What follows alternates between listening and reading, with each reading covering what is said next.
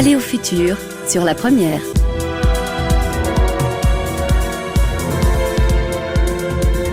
Tania Chitil, Laurent Hougue. Bonjour à tous et bonjour Laurent Hougue. Bonjour Tania Chitil. Et bienvenue dans Palais au futur, c'est un peu chez vous quand même. Oh bah oui, c'est un petit peu chez moi, on se sent bien, il fait chaud. Et parce que dans Palais au futur, tous les jours, on explore notre passé pour mieux comprendre notre période actuelle, le présent.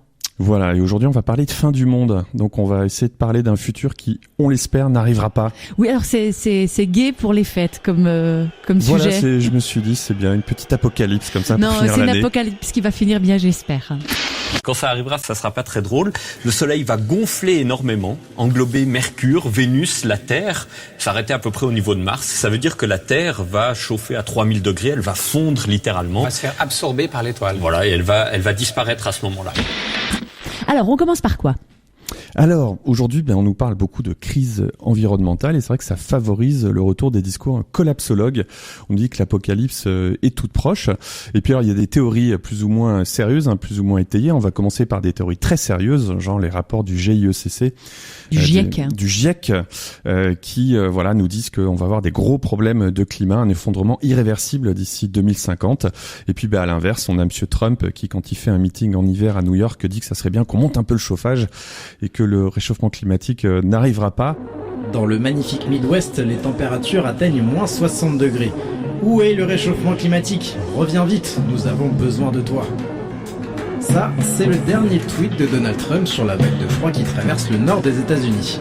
Et les télévisions américaines s'en sont données à cœur joie. Is he dumb or is he just pretending to be dumb? I think we give him the benefit of the doubt and say he's actually dumb. Radio Paris, Radio Paris est allemand. On a l'apparition chez les adolescents, surtout d'un phénomène d'anxiété climatique, d'éco-paralysie. Ça a été théorisé par un certain Glenn Albrecht, qui est un philosophe australien, qui parle d'état d'impuissance et de détresse profonde causée par le bouleversement de l'écosystème. Et alors, il y a ce mouvement, un fer de lance, une certaine Greta Thunberg. Voilà, quoi qu'on en pense, la peur qu'elle exprime fait vraiment tache d'huile. Nous ne sommes pas venus ici pour supplier les chefs d'État du monde entier de prendre soin de notre avenir. Nous sommes venus pour vous signaler que les choses vont changer, que cela vous plaise ou non. Merci. Alors d'autres peurs récurrentes, comme celle de la collision de la Terre avec une météorite géante qui frôlerait la Terre ou... Voilà, à croire qu'on a un petit peu d'ADN de dinosaure peut-être et qu'il y aurait une partie de nous qui se rappelle de ça, mais c'est un traumatisme dû à l'extinction il y a 66 millions d'années des dinosaures quand il y a un cratère immense qu'on a retrouvé au Yucatan et donc régulièrement on entend parler des astéroïdes qui frôlent la Terre. Le prochain c'est Apophis en 2029 qui passera près en termes astronomiques, c'est-à-dire à quelques centaines de milliers de kilomètres de la Terre. Mais certains vont jusqu'à anticiper la fin du monde. Alors le cas tristement, très très tristement célèbre de l'ordre du Temple solaire qui avait défrayé la chronique en Suisse et dans le monde dans les années 90. 74 victimes en Suisse, en France et au Canada, des suicides et des meurtres collectifs, ceci pour devancer la fin du monde. Il y a un excellent documentaire sur le sujet d'ailleurs sur le site que vous trouvez en replay sur le site de la RTS. Mais d'où la question autour duquel cet épisode de Palais au futur s'articule. La peur de la fin du monde, est-ce que c'est nouveau ou pas ? On va vers le précipice. La déforestation. Rien n'empêchera la chute. La sécheresse. Aucun miracle. Les typhons. Les ouragans. Aucun sauveur. Les tempêtes. Les familles. Absolument tout sera bousillé. Les cyclones. L'élévation du niveau de la mer. Tout sera bousillé, tant pis pour notre pomme. L'empoisonnement des nappes phréatiques. Mais Laurent, en fait, le fantasme de la fin du monde est vu comme l'humanité. Alors, il est récurrent dans la plupart des civilisations et sur tous les continents. Alors, il y a Ragnarök, la fin du monde viking. C'est 3 hivers très rudes. Ouais. 3 ans de sans soleil, puis une bataille de monstres et de géants contre les dieux. Tout le monde meurt avant qu'un immense feu ne consume la planète entière. Il y a Shiva dans la vision hindoue. L'extinction commence par une danse mortelle avec des torches qui mettent le feu à la création, suivi d'un déluge qui recouvre tout. Et puis, alors, il y a le Popol Vuh d'un texte maya qui, pour raser les premiers hommes qui étaient devenus feignants et impies, les dieux envoient une pluie de mélasses, puis des chauves-souris et des jaguars géants. Les objets se révoltent un peu comme dans Fantasia, et puis on détruit la race humaine. Le Seigneur Dieu s'est manifesté à moi. Et il m'a dit, vois, je suis le Tout-Puissant. Dieu a saisi la terre et il l'a secouée. Mais alors dans la Bible, alors, on est gâté parce qu'on a 2 fins du monde pour le prix d'une. Et oui, on a la fin du monde du passé, Noé, et puis le déluge d'une part. Alors, je cite Wikipédia, Dieu observe la méchanceté et la perversité des hommes et décide de faire tomber un déluge sur la terre pour y détruire toute vie. Et puis il y a la fin future, donc l'Apocalypse de Jean, qui est dans l'avenir. Et le texte annonce cette fois la vraie fin définitive et la défaite finale de Lucifer. Alors là, il y a des cavaliers, des trompettes, des anges, un dragon qui surgit de la mer avec 10 cornes, qui accompagné d'une bête venue de la terre attaque les 144 000 élus, ainsi qu'une foule de toutes les nations. Là, voilà, c'est vraiment Hollywood. Mais c'est quand même un peu déprimant. Oui, mais en fait, ces fins du monde, c'est aussi des nouveaux départs, c'est des grands nettoyages plus que la fin de la fin. On fait place nette après que les humains ont déconné, on purge, on redémarre. Et donc, à la fin de l'Apocalypse, il y a toujours un nouveau monde, de nouveaux cieux, de nouvelles terres, et même, chez les catholiques, une nouvelle Jérusalem qui descend du ciel. Et alors, on repart souvent de copies de sauvegarde. Dans le mythe viking, il y a un couple d'êtres humains qui sort de sous les racines d'Yggdrasil, l'arbre monde, et tout recommence. Dans le mythe hindou, il y a un petit serpent, Ananta, qui s'est caché au fond des eaux et qui permet à la vie de reprendre, un symbole de la mue, la peau de serpent. Et dans l'Ancien Testament, il y a bien sûr le fameux Noé et son arche. Et d'ailleurs, aujourd'hui, il y a encore des arches où on conserve ce qu'on peut. Alors, il y a le centre de conservation de semences du Svalbard, dont on parle beaucoup, un projet international qui conserve des graines à 120 mètres sous terre dans le Spitzberg norvégien. 4000 espèces, 850 000 échantillons. Et puis voilà, on cherche à stocker jusqu'à 4,5 millions de graines. Mais ce qui est frappant, c'est que les points communs entre toutes ces fins du monde existent. Il y en a beaucoup, il y a toujours les mêmes éléments, un déluge, un tremblement de terre, des monstres, une fournaise. Ça reflète en réalité les grands risques des populations rurales et agricoles, le feu, l'eau, les grands animaux, les catastrophes naturelles et puis les peurs d'aujourd'hui sont le reflet de notre époque. Aujourd'hui, on parle de conquête par les machines autonomes, intelligence artificielle, les grands mouvements de population. Autre point commun, il y a toujours l'utilisation de symboles très très forts. Donc le navire mené par Loki dans le mythe viking dont j'ai parlé tout à l'heure, le Nagfar, qui est fabriqué à partir des ongles des morts. Voilà, c'est très très terrifiant. Non, ça fait pas envie, ouais. Exactement. Et puis les 4 cavaliers de l'Apocalypse, la mort, la famine, la guerre, la conquête, voilà, qui débarquent comme ça. Il y a beaucoup de statues d'eux, la bête, les pluies de feu. En fait, ces mythes reposent toujours sur des images qui sont très très marquantes. Depuis presque 2000 ans, le livre de l'Apocalypse du Nouveau Testament laisse présager des tragédies. Le livre de l'Apocalypse raconte exactement la fin du monde. C'est l'histoire sanglante d'une guerre entre le bien et le mal. Le livre de l'Apocalypse prédit la venue sur terre des 4 cavaliers de l'Apocalypse qui annoncent la fin du monde.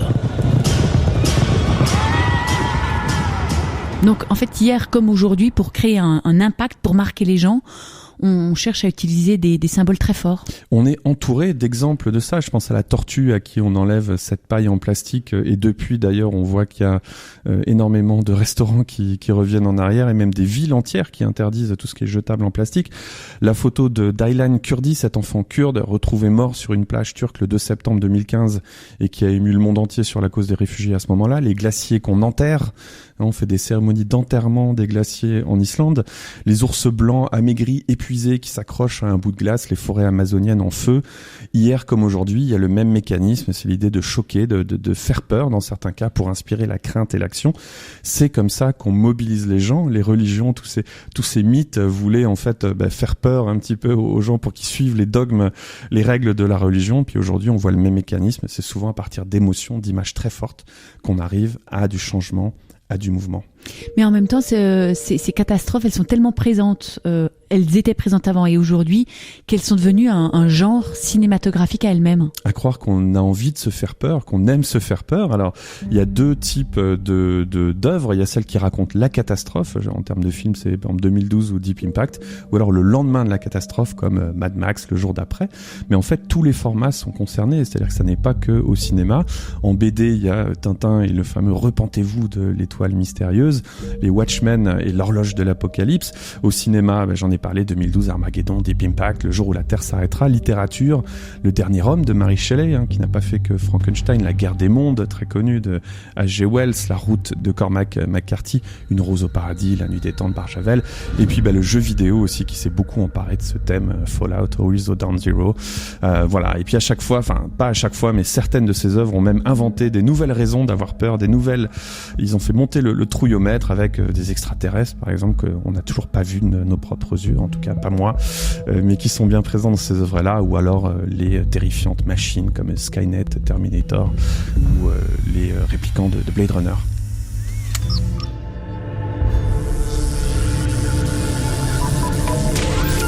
Kind of nervous when I take tests.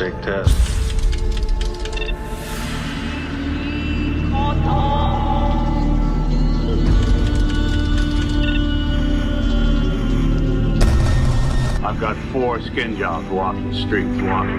They're either a benefit or a hazard. If they're a benefit, it's not my problem. I'm Rachel. Deckard. Have you ever retired a human by mistake?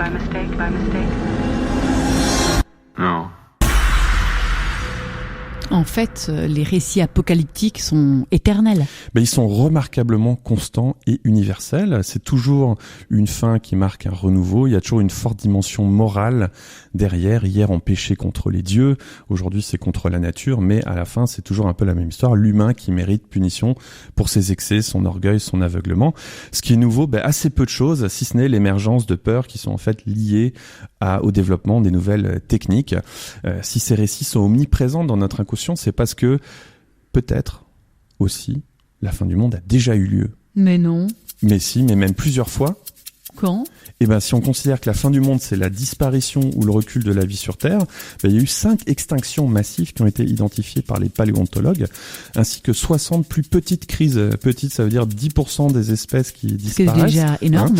Et donc certaines catastrophes ont été instantanées, comme la chute de la fameuse météorite qui a failli effacer la vie sur Terre à la fin du Crétacé. Bon, il y avait aussi d'autres éléments qui ont fait ça, les éruptions volcaniques, de choses.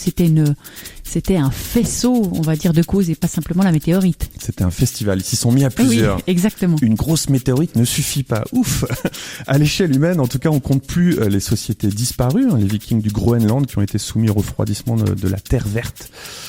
Groenland au XVe siècle, après 5 siècles fructueux. Et puis, du point de vue des peuples précolombiens ou amérindiens, les Mayas, les Aztèques, l'apocalypse, elle a bien eu lieu.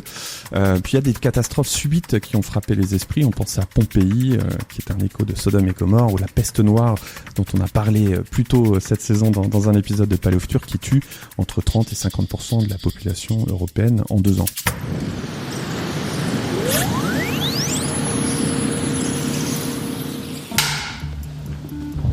Le drame des questions environnementales, c'est que les difficultés auxquelles nous sommes confrontés aujourd'hui, on ne peut pas les percevoir avec nos sens. Qu'on ait perdu la moitié des mammifères, des oiseaux, des poissons entre 70 et 2010, je ne peux pas le savoir. Que le rythme d'érosion de la biodiversité s'accélère, je ne peux pas le savoir. Nos sens ne nous disent rien sur les problèmes d'environnement. Et ça, c'est sans doute une des raisons pour lesquelles on réagit aussi peu. Mais aujourd'hui, malheureusement, on a quand même des sérieuses raisons de se dire que ça peut quand même arriver. Malheureusement, oui, ça peut arriver. Depuis le projet Manhattan, l'invention de la bombe nucléaire, on a de quoi faire sauter 10 fois la planète. Il y a cette phrase terrifiante qui est attribuée à Einstein. Je ne sais pas comment la 3e guerre mondiale sera combattue, mais je sais que la 4e se fera avec des cailloux et des lances. C'est, on espère, pas prophétique, mais en tout cas, c'est une pensée qui est absolument terrifiante. Et alors, les baby-boomers ont vraiment vécu avec la menace de l'hiver nucléaire suite à Hiroshima et Nagasaki pour clôturer la 2e guerre mondiale. Puis ensuite, il y a eu la crise des missiles de Cuba en 62, la course aux armements, la guerre froide, USA et URSS. En fait, avant les premières explosions, on avait même peur qu'une bombe atomique, de par une réaction en chaîne, engloutisse complètement la planète. C'est aussi pour ça qu'on construit encore aujourd'hui des bunkers dans certaines maisons en Suisse, qu'il y a des entraînements en cas d'attaque nucléaire. Il y avait même, dans les années 50, des designers de mode qui travaillaient sur des vêtements anti-atomiques. Comme quoi, c'était vraiment une peur qui était omniprésente. Dans la banlieue de Las Vegas, cette maison est à vendre. 16 millions d'euros. De prime abord, le prix peut paraître excessif. Rien d'extraordinaire à l'extérieur, classique à l'intérieur. Oui, mais c'est en dessous qu'elle prend toute sa valeur. Et c'est l'actuel propriétaire qui nous y conduit. Là, on va à 8 mètres de profondeur. Voici la maison souterraine de Las Vegas. Elle fait 1500 mètres carrés sous terre.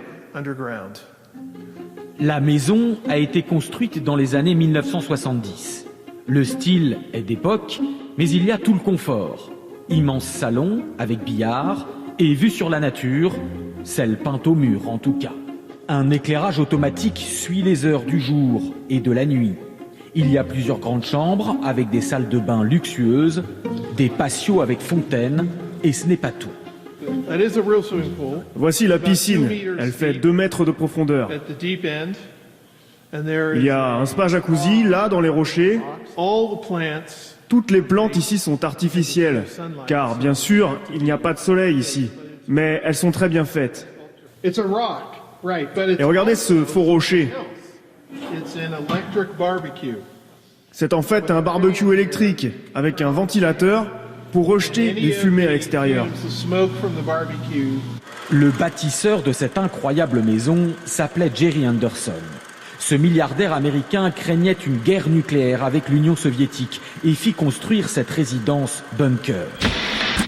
Mais il faut quand même dire que les effets de l'activité humaine sont de plus en plus visibles sur la nature. C'est l'autre grande raison de s'inquiéter quand on fait des technologies pour faire péter la planète, mais aussi chaque jour, avec le réchauffement climatique, on se rapproche un peu plus d'un apocalypse climatique. Le problème avec les dirigeants du monde, c'est qu'ils parlent trop et n'écoutent pas assez. Il faut donc agir, et pour cela, il demande aux États les engagements suivants, comme atteindre la neutralité carbone d'ici à 2050, stopper tout nouveau projet de centrale à charbon dès 2020 et mettre un terme aux subventions aux énergies fossiles.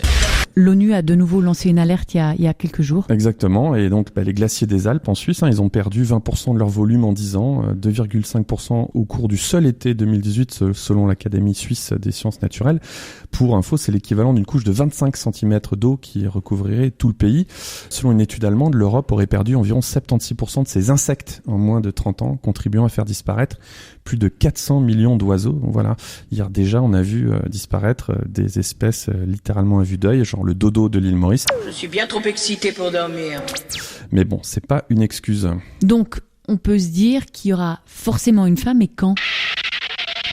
Il y aura forcément une fin, et en effet, toute la difficulté, c'est de savoir quand. Les futurologues, ils ont toujours raison, mais la question, c'est à combien de temps. Si on attend assez longtemps, tout arrive. Les gens qui annoncent les krachs boursiers finissent toujours par avoir raison.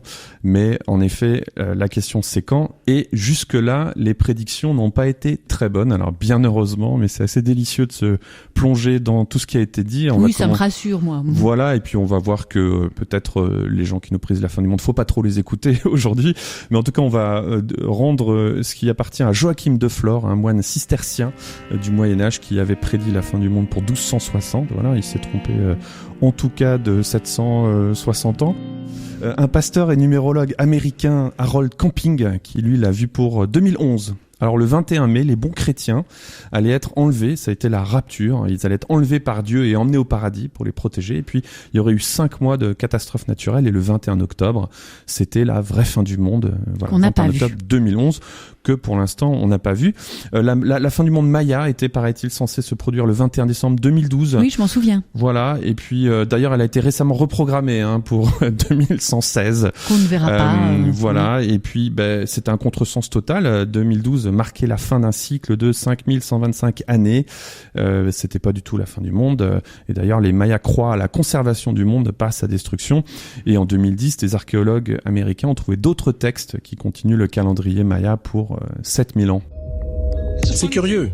Soit nous évitons de penser à la fin du monde et à la chute de notre civilisation, soit ces choses nous obsèdent. Est-ce que c'est dans notre nature de vouloir connaître notre fin ? Tout le monde veut le savoir, selon moi. On veut tous savoir combien de temps il nous reste. D'anciennes prophéties de fin du monde. On pensait que chaque ère devait s'achever par la destruction du monde. Les Mayas essayaient de nous dire quelque chose sur le 21 décembre 2012. La prophétie se heurte à la science moderne. Et puis d'ailleurs, est-ce que vous vous souvenez de cette fameuse année 2000, le passage à l'an 2000, comme ça nous a tous fait fantasmer? Eh ben oui, malheureusement, j'étais déjà là. J'aurais bien aimé être plus jeune, mais non, ce n'est pas le cas. J'ai connu le bug de l'an 2000 qui a agité le monde pendant quelques années. Olivier Galzi, vous êtes en direct du Trocadéro avec, je dirais, le premier couac puisque le décompte de la Tour Eiffel est en panne. Oui, effectivement, l'irréparable s'est produit à 18h44 tout à l'heure. Le décompte s'est tout simplement arrêté, il a disjoncté. Donc vous l'imaginez, la foule qui commence à se masser par milliers en ce moment, et puis la Tour Eiffel a accueilli l'événement par un concert de sifflets, cela continue d'ailleurs en ce moment. Et donc la nuit se passera sans décompte, il n'y aura pas de passage symbolique à l'an 2000 par ce décompte. Alors c'était précédé par la prophétie d'un certain Paco Rabanne, rappelez-vous, qui nous annonçait la destruction de la moitié de l'Europe en 2000 à cause de la chute de la station Mir. Et puis aussi, voilà, régulièrement, on parle de météorites tueuses ou de trous noirs qui nous engloutissent.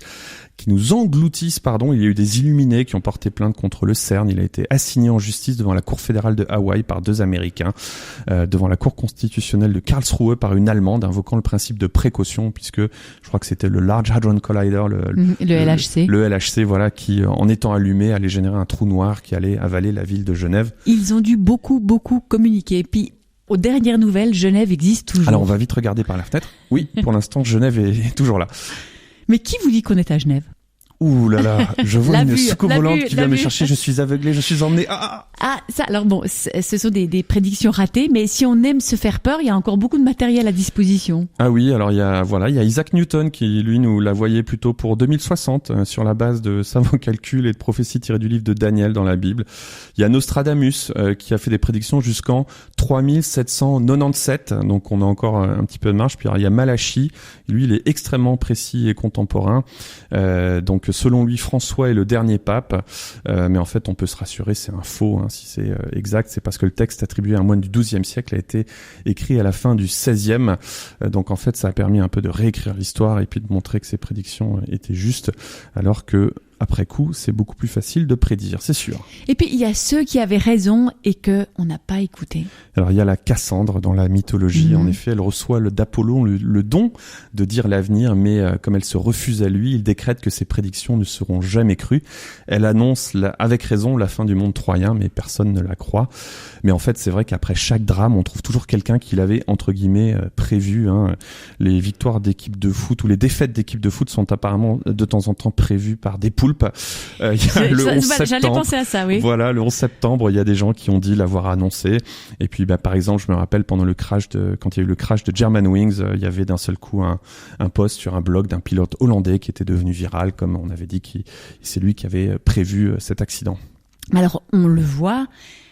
La fin du monde a souvent été annoncée, mais en fait, elle est toujours pas arrivée. Ben oui, et puis si ça revient, c'est parce que ça fait écho aux angoisses inhérentes de la vie humaine. Le changement fait toujours peur.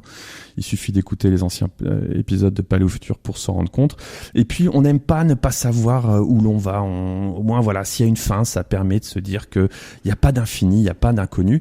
Et puis, c'est vrai qu'il y a un vrai marché du catastrophisme et des marchands de peur. Les attentats et les catastrophes, ça fait toujours plus d'audience que les naissances et les premières communions. Oh bah justement, ce qui pose la vraie question de la portée de ces annonces. Eh ben, ça fait un petit peu peur. Il y a quand même pas mal de gens qui y croient, selon des sondages qui ont été faits en 2012, ce qui était le pic des promesses apocalyptiques. Dans 20 pays, ça a révélé qu'il y avait 15% des gens interrogés qui croyaient que le monde allait se terminer de leur vivant. Alors les pourcentages vont de 6 à 7% dans les pays comme la Belgique, l'Angleterre et la France, à 22% aux États-Unis. Et en Turquie, malheureusement, il n'y avait pas de chiffres sur la Suisse. Et c'est pas dû au président? Ben non, ça devait être avant 2012. Quand est-ce qu'il a été élu? 2016. Donc non, c'était pas lié au président. Ça serait intéressant de refaire le sondage. Probablement que c'est des chiffres qui se sont dégradés. Mais en tout cas, ce que les études avaient montré à l'époque, c'est que la peur de fin du monde était corrélée au niveau d'éducation. Et ben voilà, c'est un des paradoxes de notre époque. On n'a jamais été entouré d'autant d'informations et de technologies, et pourtant la défiance vis-à-vis de la science semble augmenter, comme quoi information et éducation sont deux choses très différentes. Une prédiction que je fais et pour laquelle j'ai peu de mérite, les prophéties de fin du monde vont continuer à affluer régulièrement, donnant leurs 15 minutes de gloire à telle ou telle Huluberlu. C'est finalement à nous de déterminer l'écho qui sera donné à ces annonces en ne les faisant pas circuler, en ne les retweetant pas, en ne les partageant pas. Et puis s'il y a une morale à cette histoire, c'est qu'hier comme aujourd'hui, ces annonces de fin du monde ne nous en disent pas beaucoup sur la nature, mais elles nous en disent beaucoup sur nous. Et nos peurs, et nos craintes, peurs. et notre propre finitude à nous. Est-ce qu'on dit la finitude ? Je crois qu'on dit, ça n'est pas un anglicisme, mais je suis sûr que quelqu'un va aller vérifier. Peut-être Ségolène Royal l'a dit, je ne sais pas. Ah, Ségolène Royal. Elle est éternelle, elle. Elle était. Alors on remercie évidemment notre farfouilleur Jean-Christophe Piot, Yves Oltramar et l'équipe d'Actuel Moyen-Âge. Et vous le savez, Paléo Futur, c'est une émission radio, une série d'émissions pendant la grillée des fêtes, tous les jours entre 16h30 et 17h, mais aussi une série de dessins animés qu'on peut retrouver sur rtsdécouverte.ch, des dessins animés inspirés par les anciennes émissions de Paléo Futur. Merci beaucoup. Et puis bon après-midi. Des rêves sur le bitume, quelques mots d'amertume. On change de décor. Des fusils marins, place boulevard Saint-Germain. J'ai oublié ton corps. Qu'est-ce que sera demain? Le début ou la fin? Ou la fin? Qu'est-ce que sera demain? Le début ou la fin? Ou la fin? Un tramway sous la neige, les carcans nous protègent de ce qui nous fait mal. L'arrache-cœur n'arrache plus, la nostalgie n'est plus qu'un remède banal. Qu'est-ce que sera demain? Le début ou la fin? Ou la fin? Qu'est-ce que sera demain? Le début ou la fin? Ou la fin? Sur le visage de l'ennui, j'inventerai bien d'autres vies, tout au long des longues nuits. Pour un rêve qui s'achève, d'autres rêves inventés, tout au long des longues nuits.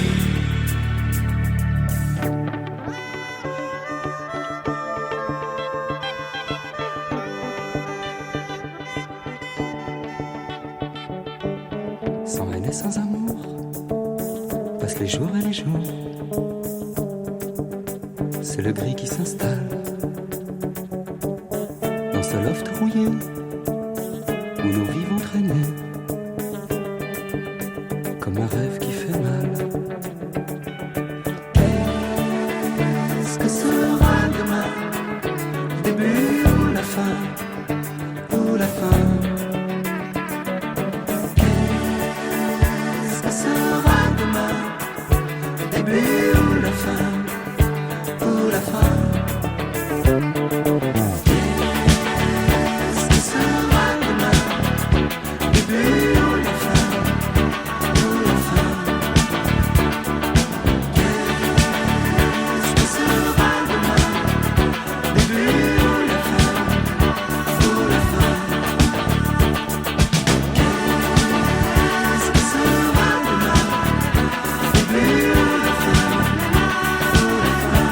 Ou la fin? Qu'est-ce que sera demain? Le début ou la fin? Ou la fin?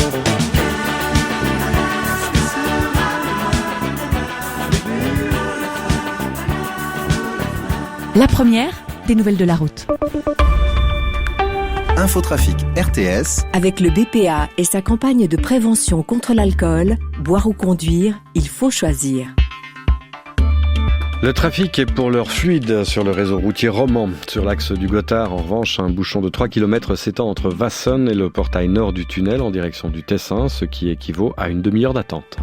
Infotrafic RTS, en collaboration avec les CFF et le TCS.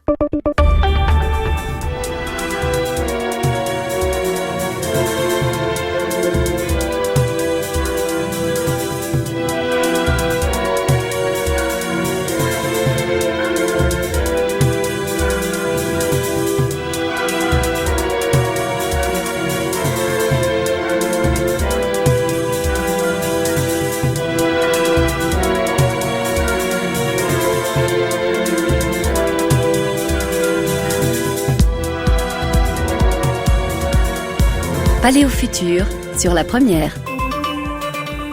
La Première vous offre l'heure. La Première, il est 17h.